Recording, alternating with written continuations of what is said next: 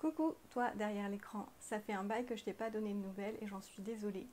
Mais j'avais besoin de ce temps pour me ressourcer, me retrouver, pour mieux retourner ensuite dans le monde, à l'image de l'ermite du tarot de Marseille.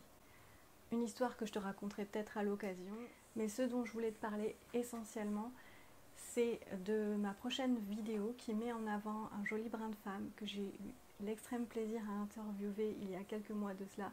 Et oui, ça fait aussi un moment que c'est dans la boîte, mais apparemment il me fallait ce temps pour que ça mature et que je vous en parle aujourd'hui, ainsi que du fil que j'aimerais suivre par la suite.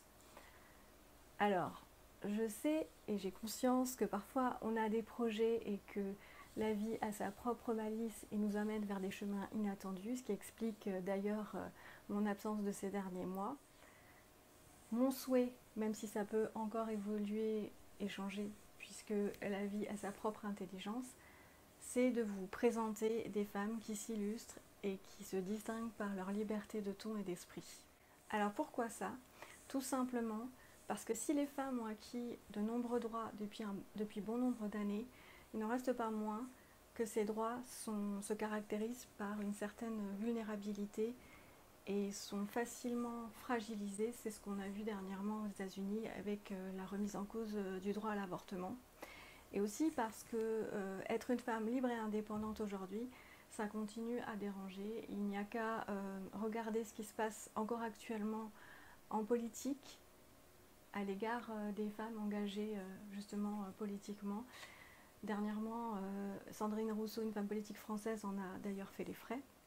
C'est quelque chose qui a en fait déjà existé par le passé au travers de ces deux institutions que sont la religion et la médecine, qui à l'époque était l'apanage des hommes, et qui, pour faire taire les femmes libres et indépendantes, ont mis en scène cette image de la vieille méchante sorcière qui fait des potions magiques, qui envoûte les gens, histoire de faire monter la peur dans la population, que ça favorise la délation, que ça se finisse dans des procès de sorcellerie avec la mise au bûcher de ces femmes avec qui sont partis aussi d'énormes savoirs sur les plantes et sur les femmes elles-mêmes. Alors, bien évidemment et bien heureusement, aujourd'hui, les choses évoluent, continuent à évoluer, avec d'ailleurs la résurgence de ces savoirs aussi sur les plantes et sur les femmes.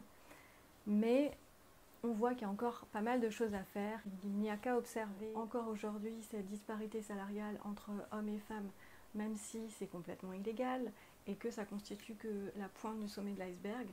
On pourrait encore en parler en long, en large et en travers, mais c'est pas l'objet de cette vidéo, mais plutôt de vous partager mon envie. Et il s'agit non plus aucunement d'exclure les hommes qui font partie intégrante de notre vie et sans l'implication desquels on ne fera pas bouger encore plus les choses, mais simplement de vous partager mon souhait du moment et de faire bouger encore les lignes à mon niveau en donnant la voix à ces femmes.